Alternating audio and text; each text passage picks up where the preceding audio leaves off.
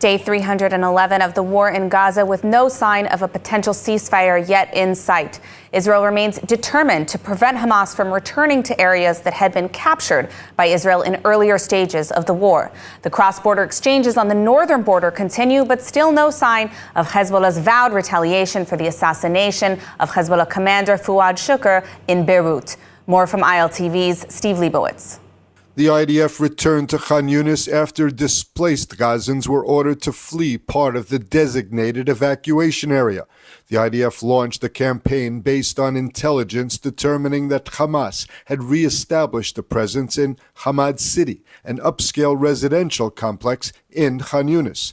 There were also clashes in the Rafah area near the Egypt-Gaza border. The IDF eliminated a terror squad that came out of a tunnel shaft. Soldiers from the 98th Division also attacked areas from where rockets were fired toward Israel. The IDF announced that 19-year-old paratrooper Sergeant Omer Ginsberg from Tivon was killed during fighting in Rafah. In the north, some 30 projectiles were fired into northern Israel. Most landed in open areas, and there were no reports of casualties. IDF forces attacked the sources of the fire with artillery. Earlier, the IDF eliminated a Hezbollah cell in a drone strike in Taiba, in South Lebanon. The IDF also hit Hezbollah buildings in Kafar Kila and Al-Jibin in South Lebanon. Earlier, jets attacked a military structure in the Dardana region. At the end of the attack, secondary explosions were identified, indicating the presence of munitions in the building. Defense Minister Gallant told combat troops that Israel will operate in ways it has never operated before if it's attacked in an unprecedented way by Iran and Hezbollah. Gallant said, "We have significant capabilities. I hope they take this into account and don't bring about a war on additional fronts." Gallant said Israel is fighting for its existence in a hostile environment. He also told them it's a challenging and significant point in history.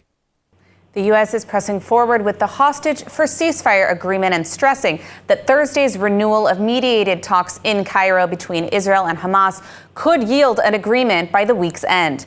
President Biden stressed that the potential agreement would help prevent the widening of the conflict into a regional war. At the same time, Hamas is sending signs that it may not be open to renewed mediation. ILTV's Steve Leibowitz has the report. President Biden says a hostage for ceasefire deal is possible and within reach. Biden tied the potential agreement to efforts to prevent regional war, hinting that a ceasefire deal in Gaza would calm the rest of the region. Is a ceasefire possible before the end of your term? Still possible. The plan I put together, endorsed by the G7, endorsed by the UN Security Council, etc., is still viable. And I'm working literally every single day to, and my whole team, to see to it that it doesn't escalate into a regional war. But it easily can. Biden in May presented an Israeli proposed hostage deal outline, but it has yet to produce a final agreement. Mediated talks on an agreement are set to resume on Thursday in Cairo. Hamas today announced that it would not take part in the new round of talks, saying that the plan must be based on past talks and the agreement presented in May without new elements. Nevertheless, Israeli security sources reportedly believe that negotiators can finalize an agreement and that a deal could be put into action within days. They also say there are gaps to be closed, and reaching an agreement will depend on whether Prime Minister Netanyahu and Hamas chief Sinwar are prepared to show the flexibility needed. Qatari mediators gave a document containing clarifications from Israel on several disputed issues ahead of the talks. According to Qatar, Hamas will be represented at the summit, and therefore it will be possible for the mediators to shuttle between the sides. Tonight begins Tisha B'Av, a time when we reflect on the destruction of the temple. In light of the tragic events of October 7th, Tzohar has launched a unique project. They've reinterpreted the traditional Kinot, linking them to this year's events, including, of course, the massacre and the ongoing hostage situation. Joining us in studio is Rabbi David Stav, who played a key role in writing these new Kinot and can discuss the significance of Tisha B'Av in today's world. Thank you so much for joining us today. I'd like to start by asking you about the significance of Tisha B'Av in general and what the tragic situation we find ourselves in today, how it connects to the story of Tisha B'Av. I think it's connected to the ancient Tisha B'Av in two levels. One level is the understanding that the same source, the same root of Jews fighting one another in Jerusalem 2,000 years ago led to the Romans to be able to destroy the temple and to destroy the walls of Jerusalem. And the same thing occurs to us. If we will continue to fight one another, if we'll continue to hate one another, we will not be able to survive and to stand against our external enemies. That's, I think, one lesson that is connecting us directly to the ancient, to the traditional Tisha B'Av. But I think there is even a deeper meaning to that connection. Basically, people could have thought that here we have a conflict, between two sides that debate about a territory, a political conflict. This year, we all know that the conflict is not about territories. There is no reason to burn babies, to rape women, to take so many innocent hostages, to take peace activists, to murder them. It's not because of a political conflict. It's a very deep anti-Semitic conflict that exists between Jews and those who are enemies of the Jewish nation, of the Jewish mission in the world. We are supposed to be a source of bless, and we want to be a source of bless to all nations, and there are those who want to be evil and behave like evil people. Unfortunately, you are absolutely correct. I mean, you and your team, you've written updated keynote, which of course are the elegies that we read on Tisha B'Av each year to keep us in a solemn mood for the significance of this day. Can you tell me more about these keynotes and why you felt it was necessary? Well, first of all, I must confess, it's unbelievable to see that there are more than 25 lamentations that were written in the last couple of months. We have picked one, the first one that was written by Yagel Arush, has also a melody, and it's called The Lamentation of Be'eri. Although Be'eri is only one of the kibbutzim that were attacked and more than 100 people were killed there, but it's not only, Be'eri means in Hebrew, my well. The well could be a source of water, could be a source of something that so many people could enjoy. And all of a sudden became a source of sadness and crying. And we have chosen this, and we feel that the people react to that and respond to that in such a moving and exciting way. People feel that today we need to express our pain, and that's the way to express this pain. Now, for our viewers abroad, how can these keynotes help connect them to the people in Israel and the state of Israel?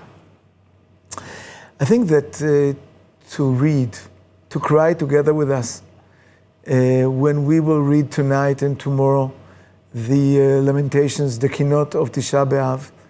But we don't want only to cry. We want to share also the hope. We believe in the future of the Jewish people, in the future of the state of Israel. And to each lamentation, we added a commentary, a small or two comments that gives a relevant interpretation and connect us with the ancient cry and with the future hope that we hope to succeed and to achieve soon. All right, we are out of time, but I want to thank you so much for joining us today and for the work that you guys have put in for this. I'm wishing you a meaningful fast for Tisha B'Av and appreciate all the work that you're doing. Thank you so much. Thank you.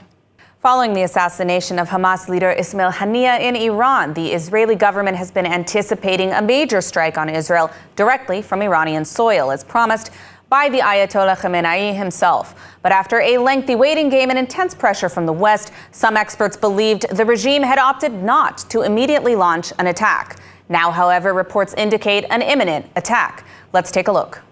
Following the assassination of Ismail Haniyeh, the Islamic regime in Iran stated explicitly that they would attack Israel directly for the second time this year, despite the fact Israel has not claimed responsibility for the assassination. While internal debate in Iran, the Olympics, and international pressure has perhaps delayed the attack, current assessments from Israel are that this attack is expected in the next few days, possibly even before the return to hostage for ceasefire negotiations between Israel and Hamas, which are set to begin on Thursday. Since Friday, the IRGC has been conducting military drills in western Iran that are set to end today. A strike by the Islamic Republic is likely to involve ballistic missiles and UAVs and will last several days, according to the regime. Israel also anticipates involvement from proxy groups of the regime such as the Houthis in Yemen and Hezbollah in Lebanon. On Sunday, Israel Defense Minister Yoav Gallant spoke with U.S. Defense Secretary Lloyd Austin, who informed him that Iran's drills indicate intent to carry out a large-scale attack on Israel and assured Israel that the U.S. will take every possible step to defend Israel. In response to the threat, the United States has also deployed the USS Georgia guided missile submarine over the Middle East, as well as the Abraham Lincoln Strike Group. Despite the new information, the IDF stated that there are no changes to the emergency guidelines for civilians, and the IDF is prepared to defend Israel however necessary. Well, an intense manhunt is underway for the terrorist cell responsible for the shooting attack in the Jordan Valley, which claimed the life of a 23-year-old. More in the following report. The attackers opened fire on passing Israeli vehicles on the major Route 90 highway on the Jordan Valley Road near Kibbutz Mechola. An Israeli civilian was killed and another was severely wounded as shots came from two different locations before the terrorist fled by car into Samaria. The victim was identified as 23-year-old Yonatan Deutsch from Beit She'an. Deutsch was engaged to be married and had served in the IDF reserves during the ongoing war in Gaza. IDF Chief of Staff Halevi visited the site of the attack and vowed to catch the gunman. אנחנו נגיע אליהם, נמשיך להילחם בטרור, עם הצער הגדול על כל קורבן מהטרור הזה, רק נתחזק בלחימה בטרור. A large number of troops are involved in the manhunt for the gunman. Roads have been blocked and searches are underway in nearby Arab towns. Amid global pressure to end the Gaza conflict and pursue ceasefire talks, Prime Minister Benjamin Netanyahu told Time magazine last week that he remains steadfast in his commitment to continue the fight. We have with us Eric Cortellessa, the journalist from Time who conducted the interview. Welcome, Eric. It's good to be with you. Thank you. Now, despite pressure from global leaders to end the Gaza conflict and ceasefire hostage talks that are going to take place at the end of the week, Netanyahu appears committed to continuing the fight. If this hostage deal falls through, how do you think this will impact Israel's long-term security and relationships with key allies like the U.S.? Well, I think it will undermine Israel's credibility. I think it really sort of depends how things shake out. Hamas might have given Israel some cover by saying it wouldn't participate in the hostage ceasefire negotiations on August 15th. But ultimately, you know, most of the world is going to hold Israel responsible if it does not come forward with this deal to bring home the returning hostages and end the fighting. The conflict in Gaza has already resulted in 40,000 casualties, and you know the world is inflamed over it and wants it to end. And if Israel continues to prolong the fight, that is only going to hurt its reputation abroad. Now, despite a majority of Israelis believing that Netanyahu should step down, polls show him leading potential rivals at the moment. You've interviewed a lot of leaders and covered politics for quite a while. What does this disconnect tell us about Israeli political culture and Netanyahu's influence? Well, I think it shows that Netanyahu is still, you know, a very gifted politician. He has, you know, incredible resilience and staying power in Israel, despite the fact that he is very unpopular, despite the fact that he is now riven with unavoidable failures. And I think it shows some of the limitations of the parliamentary, you know, purely proportional representative parliamentary system, that he is able to still corral coalitions together and stay in power. And we see what that has cost him and Israel with the latest government, because he had to bring in the parties headed by Smotrich and Ben-Gvir, who have really handcuffed him with a number of key policy decisions. Netanyahu claimed he controls Israel's policy, yet his coalition partners, of course, have starkly different views. Do you think his assurances about Saudi normalization are believable? When it comes to Saudi normalization, I think it depends. I think the Saudis do have a genuine desire to have a normalization deal with Israel. I think Israel has a genuine desire to have a normalization deal with Saudi Arabia. I think the United States would like to see this agreement go forward. The Saudis have an issue with their street. They have an issue with the fact that they want to see a Palestinian state emerge, or they at least want to see an Israeli government take good faith steps toward a Palestinian state. So I think, it's certainly not off the table in the long run. It doesn't seem like it's going to happen anytime soon. But we'll have to see how things shake out with the war and how Israel proceeds with trying to resolve its very long dispute with the Palestinians once the fighting comes to a halt.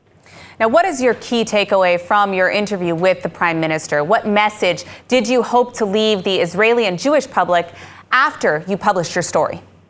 I think the biggest takeaway was that, Netanyahu refuses to take responsibility for what happened on October 7th. He refuses to take responsibility for all of the decisions he made around Israel vulnerable. And in the wake of this, he really is not willing to even tell the truth when people have to ask him tough questions. I asked him a number of questions. A lot of times he gave me false answers that simply weren't true.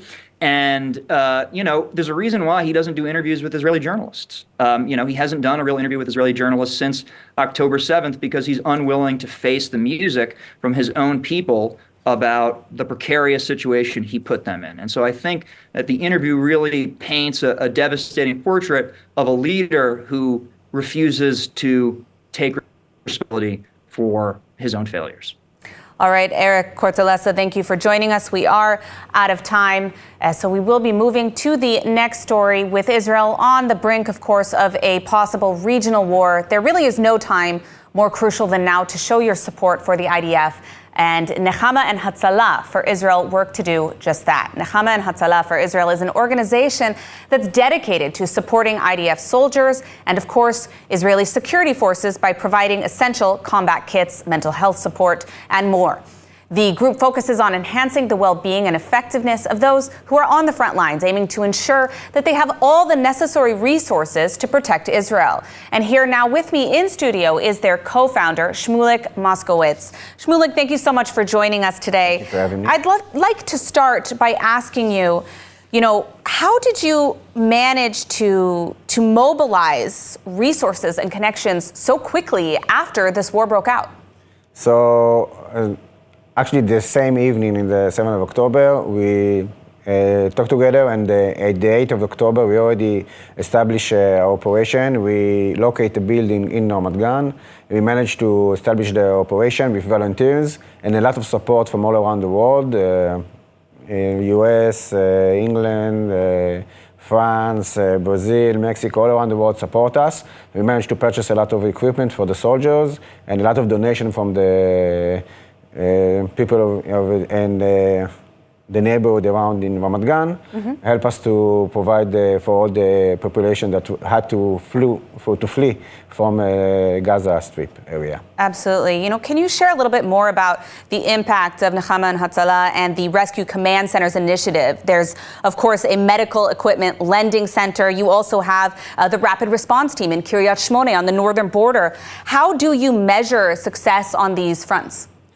The measure of success is that we have in each point that we decide to have, we have a team with the proper equipment to mobilize and react to in case of an emergency.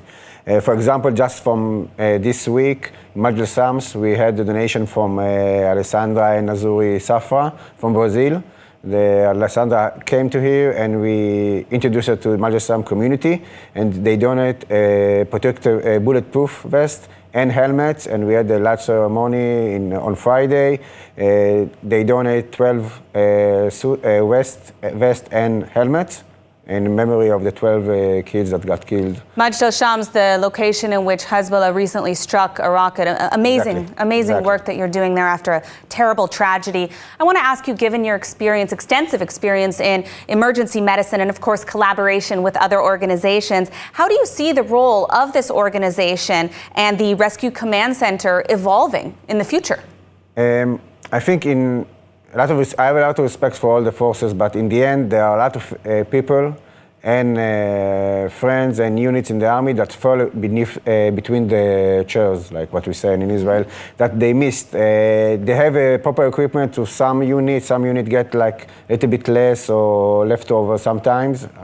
And that's how we think that we making a difference, because we're thinking also on the little soldier that have the post and spend a lot of time in the field, and sometimes we just bring like a little bit of ice cream and a hot meal, like a sandwich with schnitzel to him, to see that we're still thinking about him, even if it's like 9 months. A lot of people like move along, the world move along a little bit. We still showing that we think about every soldier, every brother that in field, or every family that still doesn't have enough furniture to the new home that they need to build.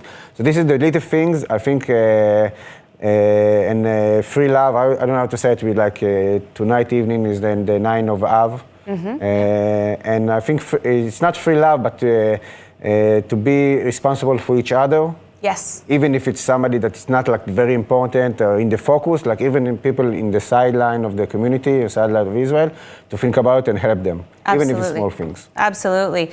You know, you guys had this amazing ice cream truck initiative. You also did a project that touched a lot of hearts and minds when it comes to dealing with the akets, the dogs that are working with the IDF. I wanted to ask you what other projects you're planning in the future. We have so many projects. One of the projects now we're working on furniture, as I said, to home. A lot of people, like almost 80,000 people, a lot of families had to live at the north. We don't know where they're coming back. They live in hotels. And now it's a phase that they're going from the hotel to find them home, even if it's temporary home.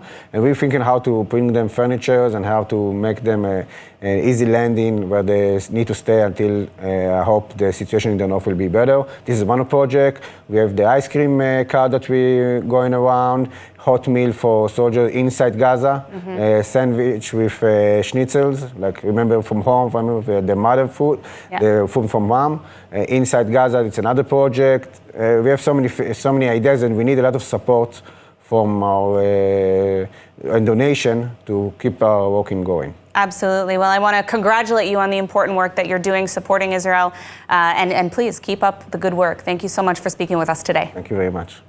With anticipation ongoing for an Iranian retaliation and increasing fears of an all-out regional war, airlines continue to halt their flights to and from Israel. ILTV's Ariel Elahiani has more. Yes, Emily. So we are continuing to see a flood of airlines cancelling their flights to and from Israel and actually extending the suspension period from what was a few days to now a good few weeks, including Air India, which has now suspended its flights until the end of October due to fears of an all-out regional war. This is obviously posing a very complicated situation, both for Israelis outside of Israel who need to get home and for tourists in Israel now who need to get home. Absolute nuts. I'm not scared. I'm actually in Tel Aviv and so beautiful, so nice. So no, people are not scared. When I was in Paris, I was scared to come here, but now in Tel Aviv, we didn't sense anything. For truth, I'm not scared about that attack. I have a lot of emunah, bitachon, so we are not scared about everything. You worried that your flight home will be cancelled? Yeah, that's a problem. My parents are coming tonight. I'm proud to be Israelis. I'm not friend about Israel, about Iranian. Iranian, be afraid about Israel and be strong. Am Israel Chai. Well, let's take a look at the weather forecast. Mostly clear skies are expected tonight around the country, with temperatures reaching lows of 23 degrees Celsius or 73 degrees Fahrenheit. Tomorrow, sunny skies and hot weather are expected, as temperatures should reach highs of 34 degrees Celsius or 94 degrees Fahrenheit and remain consistent over the weekend. That's a wrap for today's news. For all the latest updates from Israel on all your devices, be sure to follow our ILTV channels, subscribe to our newsletter, and explore our website, iltv.tv. Stay informed with the latest news straight from the heart of Israel. I'm Emily Schrader. Be well, and thank you so much for watching.